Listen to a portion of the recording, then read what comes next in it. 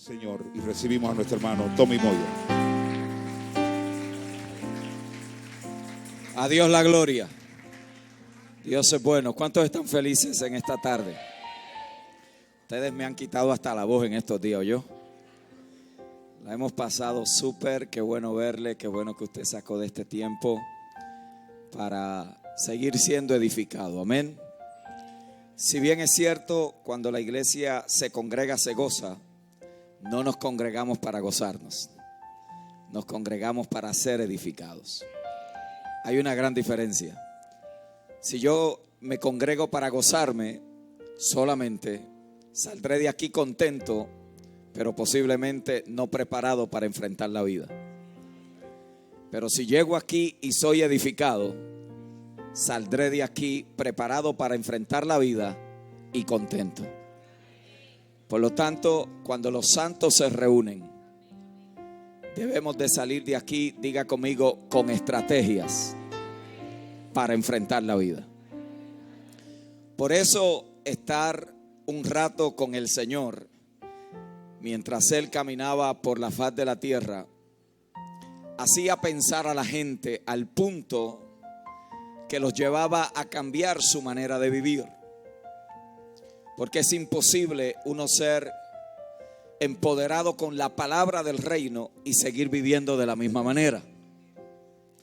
Por lo tanto, mi oración para nosotros en este día es que el Señor nos empodere con una palabra que no se quede en una bendición del momento, sino que se convierta en una estrategia de reino. Diga conmigo, estrategia de reino.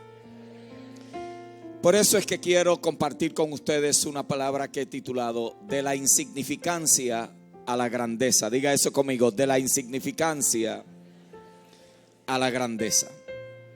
Busque el Evangelio según Lucas. El Evangelio según Lucas nos presenta una de esas parábolas del reino. Diga conmigo, parábolas del reino. Si usted ha estado con nosotros durante estos días, yo he sido muy intencional en repetir algunas cosas, porque la verdad del asunto es que la repetición es la madre de la enseñanza. Uno no aprende porque oyó algo, uno aprende porque se le repitió algo. Y mientras más se repita esa verdad de diferentes maneras, más posibilidades existen de que la podamos asimilar. Por eso el mensaje del Señor simplemente fue uno. Se necesitaron 4 evangelios para explicar un mensaje. Imagínense, 4 evangelios para explicar un mensaje. ¿Cuál era el mensaje? El mensaje del evangelio del reino. Él no vino a predicar cualquier evangelio. Él vino a predicar el evangelio del reino. Hoy hay muchos evangelios. Está el evangelio de la prosperidad. Está el evangelio que la gente habla más que de sanidad. Está el evangelio donde la gente habla de guerra espiritual. Está el evangelio donde la gente habla del Espíritu Santo. Todo eso son híbridos del evangelio. Hay un solo evangelio y es el evangelio del reino. De que del evangelio del reino se desprendan enseñanzas que representen la vida del reino es una cosa, pero eso no constituye que ese sea el evangelio del reino. Por lo tanto, usted va a encontrar en la escritura un mensaje consistente, y es que Cristo continuamente exponía a sus discípulos al mensaje del evangelio del reino. Por lo tanto, durante estos días hemos sido enfáticos en una verdad presente. Y es que cuando el creyente se acerca a la escritura, tiene que tener muy claro que para poder entender el mensaje del texto bíblico, tiene que saber cuál es su contexto, qué es su contenido y cuál ha sido el pacto en el cual ha sido establecido. Si yo no entiendo eso, le voy a dar un significado al texto que probablemente esa no fue la intención. Y termino entonces con un mensaje de la Biblia no bíblico. Es probable y posible predicar y usar la Biblia y no ser bíblico en el mensaje de la Biblia. Por lo tanto, cuando yo sé cuál es el contexto, me explico, cuáles son las cosas que rodearon la razón por la cual el autor dijo lo que dijo. Segundo, si yo sé qué fue lo que él estaba diciendo. Y tercero, en el pacto en el cual fue establecido, entonces yo estoy posicionado para poder ser iluminado por el Espíritu Santo para entender el mensaje del Evangelio del Reino. Por eso es que la oración de Pablo por la iglesia a los Efesios era que el espíritu de sabiduría y de revelación le dieran conocimiento a la iglesia en la maravillosa revelación del Cristo que había resucitado. Y mi oración para nosotros hoy es esa: que el espíritu de sabiduría y conocimiento ilumine nuestro entendimiento, para que salgamos de aquí no solamente emocionados, y es bueno, sino que salgamos de aquí iluminados en nuestro entendimiento, y lo que antes no entendíamos de repente lo entendamos. Donde estábamos estancados de momento aceleremos, donde estábamos caídos de repente nos levantemos, y donde había muerte empiece la vida a fluir, porque el Evangelio del Reino constituye que la vida de Dios se tenga que manifestar y expresar en ese tiempo. Lucas trabaja con esta dinámica. Lucas 19, si usted y yo leyésemos todo el capítulo 19, pudiéramos entender qué es y cuál es la razón por la cual esta parábola se establece. Sin la necesidad de tener que leerlo todo, permítame ponerle en contexto de qué trata ese capítulo. Ese capítulo trata de un mensaje que Cristo le entregó a un hombre llamado Zaqueo. Diga conmigo, Zaqueo. ¿Cuántos mensajes usted ha escuchado de Zaqueo que estaba en el árbol y usted tenía que pasar por el árbol y el árbol de repente le soltó una manzana y le cayó en la cabeza, y eso indica que Dios te estaba llamando?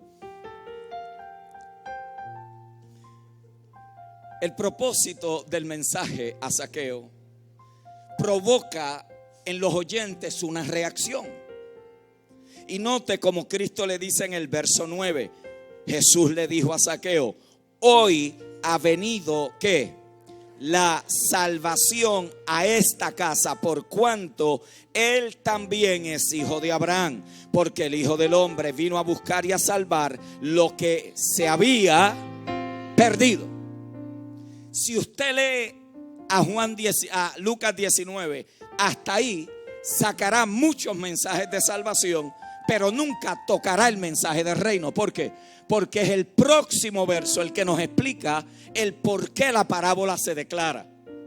Note el verso 10 que dice, 11, oyendo ¿quién? Ellos estas cosas, prosiguió Jesús y dijo una parábola, por cuanto estaba cerca de Jerusalén y ellos pensaban que el reino de Dios se manifestaría ¿cómo? ¿Qué cosa fue la que ellos oyeron? Que la salvación había llegado ¿a dónde? A la casa de Zaqueo. Cuando ellos oyeron la palabra salvación, no es como usted y yo entendemos salvación. Para nosotros salvación es dejar de hacer algo malo y convertirnos en evangélicos. Para ellos no. Para ellos salvación significaba la introducción del reino de Dios en la tierra, el derrocamiento de los gobiernos perversos, especialmente Roma, la vindicación del pueblo de Israel sobre las naciones, hacerlo cabeza de naciones una vez más, y ellos quedarán ante las naciones como los escogidos de Dios. Por lo tanto, cuando ellos escucharon la palabra salvación, ellos dijeron: muchachos, esto está por suceder, el reino se va a manifestar rápido, esto se acabó, al fin el Mesías aparece, nosotros nos salvamos de la esclavitud del imperio romano. Y Cristo le dice: creo que no me entendieron. Creo que el mensaje no lo entendieron. Y como no entendieron el mensaje, Él les tiene que hacer una parábola. Y la parábola es la siguiente. Dice el Señor: un hombre noble se fue a un país lejano para recibir un reino, note otra vez, ¿un qué? Un reino y volver. Y llamando a 10 siervos suyos, le dio 10 minas y le dijo: negociad, entre tanto que vengo. Pero sus conciudadanos le aborrecieron y enviaron tras él una embajada diciendo: no queremos que este reine sobre nosotros. Aconteció que vuelto él después de recibir el reino, mandó llamar ante él a aquellos siervos a los cuales había dado el dinero para saber lo que había que negociado, que cada uno. Vino el primero diciendo: Señor, tu mina ha ganado 10 minas. Él le dijo: está bien, buen siervo, por cuanto en lo poco has sido fiel, tendrás autoridad sobre ¿cuánto? 10 ciudades. Vino otro diciendo: Señor, tu mina ha producido ¿cuántas minas? 5 minas. Y también a este dijo: tú también sé sobre 5 ciudades. Vino otro diciendo: Señor, aquí está tu mina, la cual he tenido guardada en un pañuelo, porque tuve miedo de ti, por cuanto eres hombre severo, que tomas lo que no pusiste y ciegas lo que no sembraste. Entonces él le dijo: mal siervo, por tu propia boca te juzgo. Sabía que yo era hombre severo, que tomo lo que no puse y que ciego lo que no sembré. ¿Por qué pues no pusiste mi dinero en el banco, para que al volver yo lo hubiera recibido con intereses? Y dijo a los que estaban presentes: quitadle la mina y dadla al que tiene las 10 minas. Nosotros se lo hubiéramos dado al que no tenía. Pero en el reino la distribución no es basada en necesidad.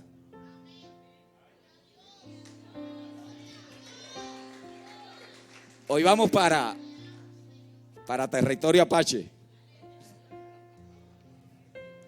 Nosotros se la hubiéramos dado: ay, al menos que tiene, porque ese pobrecito no tiene nada. Y el Señor dice: este reino no opera por necesidad. Este reino opera por capacidad de productividad.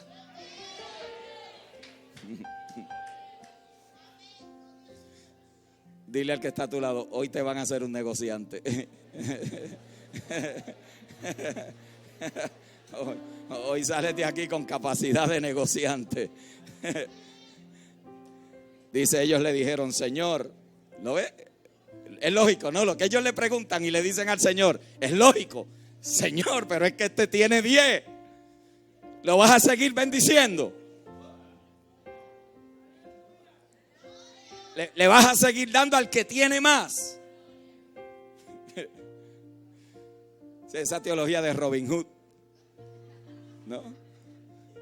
Que al que tiene hay que quitárselo para dárselo al pobre. En el reino no es así. Es así, los gobiernos nos mantienen así porque es la forma de mantener clases divididas. Pero en este reino Cristo dice: no me preocupe. Yo digo que a todo el que tiene se le dará más. Y al que no tiene, aún lo que tiene se le quitará. Usted ahorita va a entender por qué él dijo eso. Y también aquellos mis enemigos que no querían que yo reinase sobre ellos, traerlos acá y decapitémoslos delante de mí. La palabra del Señor está bendecida. Noten que el Señor, para poder explicar uno de los misterios más grandes, utilizó una parábola. Diga conmigo: una parábola. Ahora, ¿qué es una parábola? Una parábola no es otra cosa que una comparación. Es una historia terrenal con profundas enseñanzas espirituales. Los mejores maestros conocen que los estudiantes, como mejor aprenden, no es pasándole información, sino provocándolos a pensar. Porque cuando la gente es provocada a pensar, tienen que llegar a conclusiones por sí mismos. Tiene que asumir responsabilidad de la conclusión a la cual ellos llegan y tienen que tener la disposición de poder actuar en la convicción en la cual ellos han llegado. Una de las cosas que usted notará en la predicación del evangelio del reino es que le transfiere responsabilidad a la gente. En otras palabras, la condición de una persona nunca será culpa de ningún otro elemento en la sociedad, sino que siempre será responsabilidad de aquel que en una situación complicada se dispone a no seguir en ese estado de miseria para cambiar su estilo de vida y prosperar en la realidad, no importa en la cual se encuentre. Cristo entonces le enseñaba por medio de parábolas para ayudarlos y para posicionarlos a que pensaran. Diga conmigo, para que pensaran. Por eso usted va a notar que las iglesias del reino se caracterizan porque en su predicación y la enseñanza ponen a la gente a pensar. Porque esto es importante, porque cuando la gente piensa es la única manera que tenemos para reemplazar las imágenes que la cultura y los sistemas de este mundo han formado en la mente de las personas. Por eso es que la predicación del reino crea imágenes. Por eso Cristo utilizaba los diferentes medios de aquel entonces, una sociedad agrícola, una sociedad que dependía del fruto de la tierra continuamente. Él le hablaba del reino de los cielos, es semejante a un sembrador que salió a sembrar la semilla. Era una sociedad que vivía de la pesca. El reino de los cielos es semejante a una red. ¿Por qué? Porque Cristo siempre te va a emplazar en el contexto en el cual tú te encuentras. En otras palabras, el mensaje del Espíritu Santo para una persona siempre estará condicionado al medio ambiente donde esa persona se sabe manifestar. En otras palabras, si tú sabes de medicina, por ahí Dios te va a hablar. Si sabes de arquitectura, por ahí Dios te va a hablar. Si sabes de ciencia, por ahí Dios te va a hablar. ¿Por qué? Porque el autor de todas esas disciplinas no es otro que el Señor Jesucristo, y Él sabe cómo sacar y extraer de ahí enseñanzas que te impartan el conocimiento que vas a necesitar. La prédica del reino es una prédica que crea imágenes en la mente. Es una prédica que deja impresiones. De hecho, usted y yo estamos donde estamos por las imágenes que se han imprimido en nuestra mentalidad. Usted y yo somos bombardeados continuamente por los medios de comunicación, por la radio, por la televisión, por las revistas, por lo que usted lee. No importa dónde usted se mueva, no importa en qué nación usted vaya, las culturas son formadas de acuerdo a lo que ven, de acuerdo a lo que oyen. Esa dinámica el diablo la conoce bien. Por eso nos ha robado toda una generación. Pero yo estoy declarando que la prédica del reino reemplazará las imágenes que el mundo le ha puesto en la mente a las personas y le creará una nueva plataforma para elevarlo a nuevas dimensiones de productividad. Por eso es que la prédica del reino no se concentra en llevar la gente al cielo. ¿Por qué? Porque a usted no lo salvaron para llevarlo al cielo. Usted va al cielo porque es salvo. Ay. Déjeme repetir esto, porque esto es importante. A muchos de nosotros se nos enseñó que la razón de la salvación era para no irnos al infierno. Qué tristeza, porque eso sería lo más básico de la razón por la cual la salvación se manifiesta, pero no es la razón por la cual se manifestó. La salvación se manifiesta para que usted pueda conectarse a la vida verdadera y en la tierra, porque usted no fue diseñado para el cielo, usted fue diseñado para la tierra. Usted está diseñado para gobernar aquí, para ser efectivo aquí. Esto es tan poderoso que cuando todo esto se acabe, usted va a estar un ratito allá, pero vuelve otra vez acá a gobernar. Si no ha leído eso, lea el capítulo 21 del libro de Apocalipsis. Todo lo que sube tendrá que bajar. Por eso es que usted está diseñado para gobernar aquí, y esto que usted está viviendo hoy es simplemente un entrenamiento. A muchos de ustedes los han estado entrenando y usted creía que era el diablo, y era Dios preparándote para llevarte de la insignificancia a la grandeza. Por eso es cuando empezamos a ver la predicación del reino, comenzamos a descubrir que la predicación del reino es totalmente diferente. ¿Por qué? Porque las iglesias que predican reino llevan a la gente a entender a cómo se invierte el dinero. Y usted dice, pero ¿qué dinero voy a invertir si no tengo? Precisamente por eso. No tienes porque no sabes invertir. En otras palabras, la razón no es concentrarte en lo que no tienes, sino en lo que eres capaz de producir. Porque si yo te enseño en lo que vas a hacer cuando lo tengas, entonces cuando lo tengas estarás preparado para cualquier cosa que se te presente. Pero ¿cuál es el problema? Que nos concentramos en lo que no tenemos, y como no tenemos nuevas imágenes, creemos que ahí es donde nos vamos a quedar toda la vida. Pero yo he venido a declarar en esta noche que se va a desatar en el cielo y en la tierra una fuente donde vas a ver la prosperidad de Dios correr en tu vida de tal forma que jamás te habías imaginado que tú ibas a manejar tales recursos. Ajá. Las iglesias de reino enseñan a la gente a invertir dinero. Las iglesias de reino enseñan a la gente a vivir libre de deuda. La iglesia de reino enseña a la gente a negociar efectivamente. Las iglesias de reino enseñan a la gente a tener una mentalidad de reino. Las iglesias de reino enseñan a la gente a expandir sus empresas, producir nuevas fuentes de ingresos. Las iglesias de reino le enseñan a la gente a que aunque vivan en un barrio, el barrio no determina quién tú eres, tú determinas quién tú eres. En otras palabras, quizás tú salgas de aquí hoy y vas a meterte a tu cuartito humilde. Lo que tienes una salita, lo que tienes una estufita. Y cualquiera pudiera decir: el hermano humilde, bendito sea el Señor. Nunca dejes que te pongan esa etiqueta encima. Tú no eres humilde porque no tienes. Tú eres humilde porque la gracia de Cristo te ha alcanzado y no te glorías de ti mismo. Eso no es humildad. Lo que yo quiero que tú aprendas hoy es que tú no eres humilde porque eres pobre. Tú eres humilde porque Cristo vive en ti, y ese fruto del Espíritu brota y te hace una persona diferente. Ajá.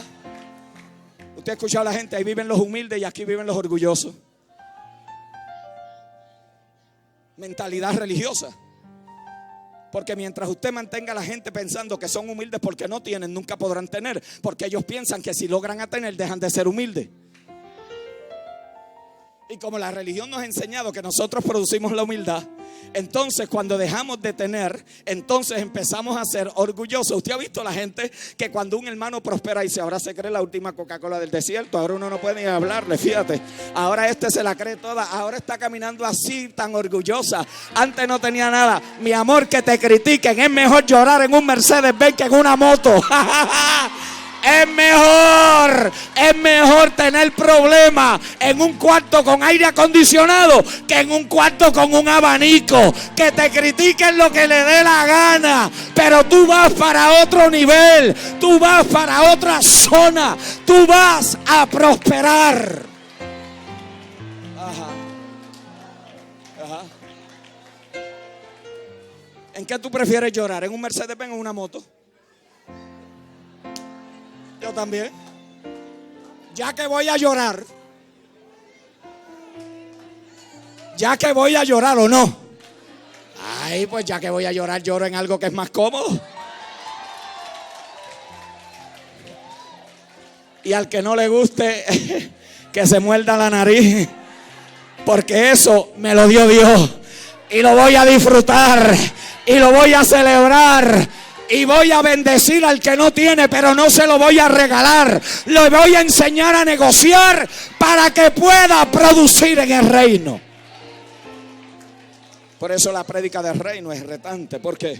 Porque la prédica del reino te remueve las estructuras religiosas, combate contra la religiosidad, te saca de zonas de esterilidad, te pone a asumir responsabilidad, te coloca en una postura donde te tienes que cansar de donde estás para poder calificar, para llevarte a otros niveles y dimensiones. Por eso la prédica del reino le dice a la gente: tu estado y tu condición no determinan lo que tú eres, porque tú no eres donde tú vives en otra dimensión. Tú estás ahí de pasadita, tú estás ahí para prepararte, tú estás ahí. Por eso cuando usted llega en esta noche y usted entra a su apartamentito y quizá lo que tiene es un abanico, dígale: aquí se acuesta un rey que pronto dormirá en aire acondicionado.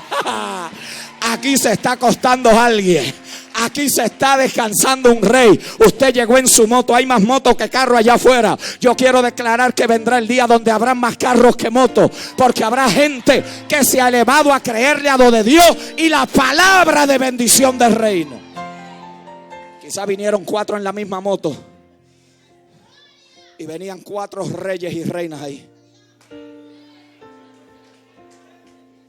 Y venían preparándose. ¿Por qué?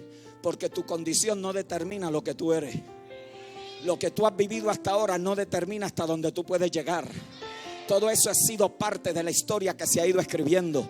Pero cuando tú llegas a Cristo, Él no te salva para sacarte de la miseria. Él te salva para perfeccionarte en la realidad existencial, para hacerte una persona productiva, para elevarte a nuevos niveles de entendimiento. Óyeme bien, tú no fuiste diseñado para el cielo, tú fuiste diseñado para la tierra. Por eso es que te dejaron aquí, llevas 40 años. Por eso muchos de ustedes con la mentalidad de escapismo quisieran que esto se acabara para dejar esta miseria. Pero yo no quisiera dejar esta miseria de la misma manera que la encontré. Yo quisiera dejar una marca donde Dios me salvó en la miseria, para que otros puedan entender y conocer que el Dios nuestro es capaz de meterse al lodo cenagoso del pecado y hacer una nueva criatura de allí.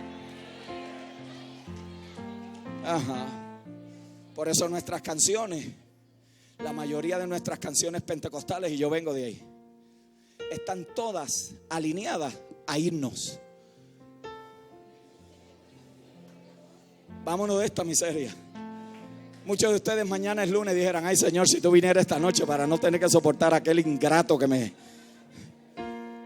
Dile al que está a tu lado, eso va a cambiar. Eso va a cambiar. Eso va a cambiar. Estás en transición. Estás pasando por el valle de la preparación. Te están perfeccionando. Algunos de ustedes no van a pasar el examen, pero algunos lo van a pasar. Yo no sé quién lo va a pasar. Esa te toca a ti, si la vas a pasar o no lo vas a pasar.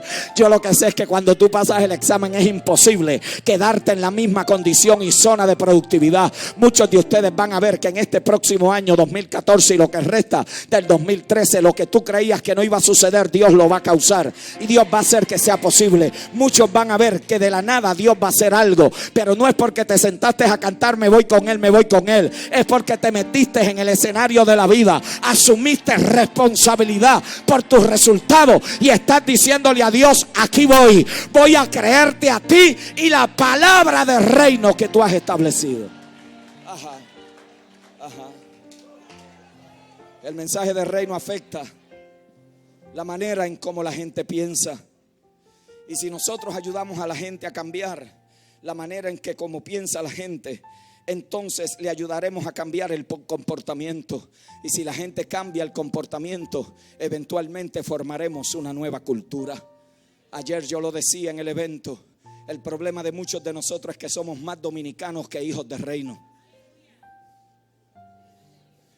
Y nuestra vivencia es más dominicana, más boricua, más venezolana, más colombiana. ¿Por qué? Porque ahí nos formamos. Y venimos del cosmos, venimos del mundo y traemos aquellas malas mañas. Lo que pasa es que ahora las disfrazamos con espiritualidad.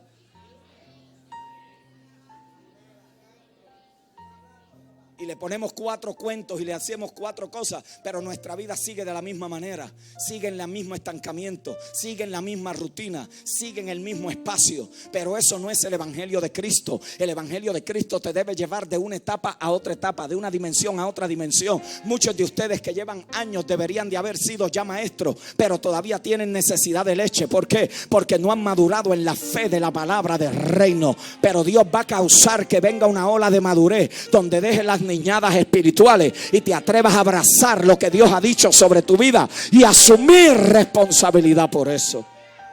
Ahora note bien, queridos hermanos y hermanas, que hay una gran diferencia en tener imágenes en la mente y entender los misterios del reino.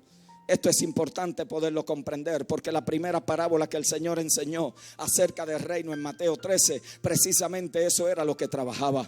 El Señor le dijo a los discípulos, luego de haber dado una parábola donde hablaba de los 4 niveles donde la palabra caería. Hablaba del corazón duro, del corazón ansioso, del corazón lleno de espinas y de preocupaciones de la vida, del corazón que fue capaz de recibir y producir al 30, 60 y hasta el 100%. Y los muchachos, aún oyendo aquello y usando una parábola para poder hacer esa comparación de lo que es la semilla del agricultor, lo que es la palabra del Señor, lo que es el corazón del mundo y donde el corazón del hombre debe de estar posicionado, dice que no entendieron nada y se pararon al Señor a la parte de afuera. Permítame hacer aquí una breve pausa, porque ahí usted defiende en quiénes son los fariseos y cuáles son los discípulos. En la palabra del reino, el fariseo siempre critica lo que no entiende.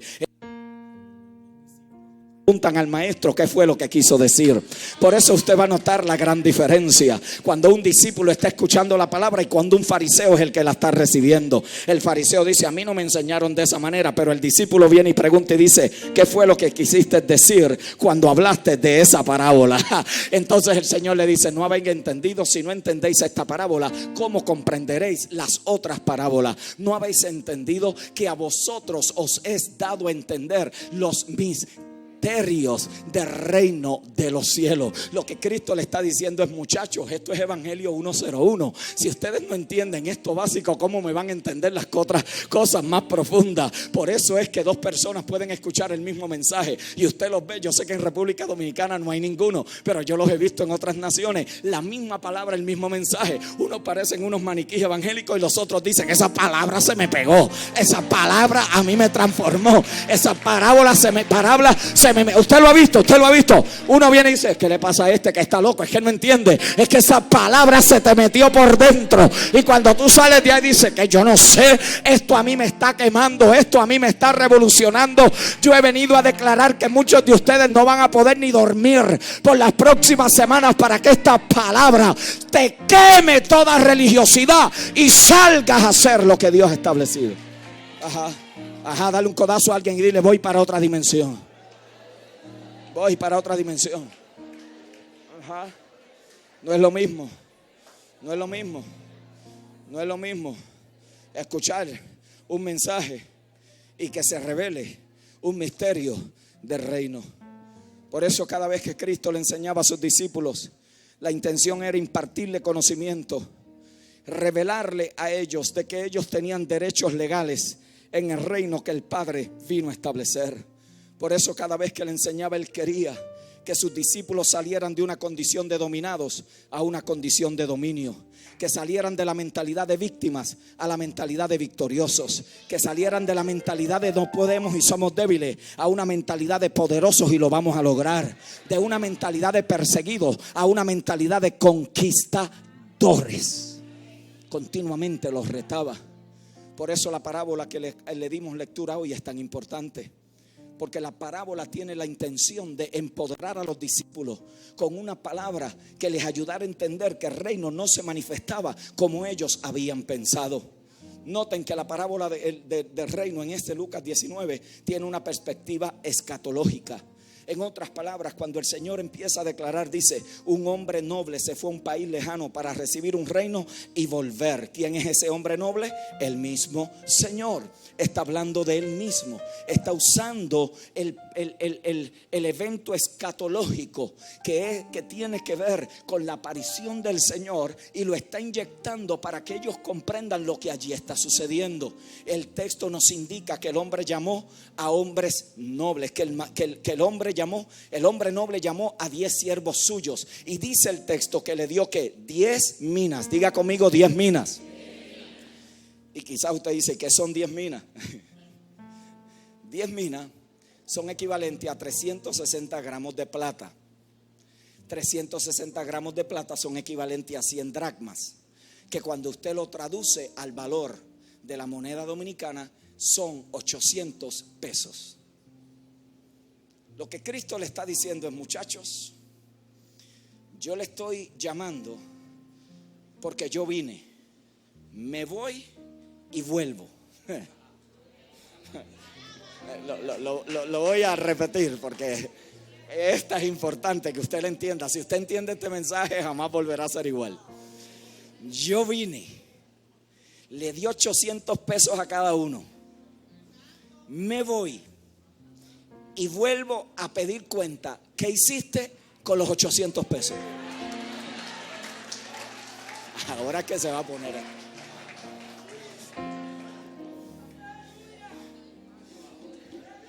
El valor no es mucho, pero es un valor que en el reino es significativo. No es mucho. 800 pesos en realidad no es una gran cantidad. ¿Por qué? Porque el valor de lo que se le dio descansaba en el hecho de que el hombre noble le estaba confiando algo a ellos basado en su capacidad de reproducirlo exponencialmente, de su capacidad de emplear los dones que tenían y de poder administrar correctamente los 800 pesos que él le había entregado. La parábola dice que se le entregó la mina y se le dio tiempo para que cada uno ejerciera autoridad sobre la mina que cada uno había recibido. Desde la perspectiva escatológica, el hombre iría, regresaría y luego pediría cuenta. ¿Cuándo regresaría? No se dice. Por eso es que la parábola se establece. Porque ellos pensaron que cuando él le dijo a Zaqueo, la salvación llegó a tu casa, les estaba diciendo, esto se acabó. Y lo que él le estaba diciendo en realidad, esto está apenas comenzando. Y le dice, como está comenzando, no le puedo decir cuándo vuelvo. Porque si esta gente llega a tener una idea cuando vuelvo, si es sin saberlo y no hacen nada, imagínense si llegan a saber cuándo yo regreso. Usted sabe cómo es la gente, que le gusta el pan de piquito y que se lo den con mucha facilidad. Le encanta que otro venga a hacerlo por ellos. Y Cristo le está diciendo, tu función en el reino no es sentarte a esperar que yo venga, sino que entre que yo vine y vuelvo, te conviertas en un buen negociante. Ay, ay, ay, ay. Ajá, note. No se le dice, ¿por qué? Porque Cristo lo que quiere apagar en la vida de sus discípulos es la inmediatez de las cosas. Nuestro mal, nos encanta este asuntito de orar, ofrendar y que Dios haga el otro día. ¿O no? Seamos honestos, ¿o no? Nos encanta esa vaina. Nos fascina, ¿eh? Que venga el predicador, que me toque con el pañuelo para salir de esta miseria. Ajá, nos encanta. Y Cristo le dice, en este reino así no es. En este reino así no es que opera. Porque este reino no opera bajo el principio de la inmediatez, opera bajo el principio de la responsabilidad. Este reino no opera con una oracioncita que yo te haga en este día, te transfiera el manto, como dicen algunos. Es más, hay algunos que ni pasándole con petróleo del bueno van a cambiar, hermano. ¿Por qué? Porque el problema de ellos no está afuera, el problema de ellos está. Por eso es que cuando Cristo se acercaba a la gente enferma, no solamente los sanaba, sino que primero trabajaba con su problema psicológico y le decía, no temas. ¿Por qué? Porque el problema no era la enfermedad, hermanos. Tu problema es lo más básico que tú tienes. Tu problema no es el problema, tu problema es la forma en que tú procesas tus problemas. Porque cuando tú entiendes lo que el problema puede causar, en vez del problema destruirte, lo que el problema va a hacer es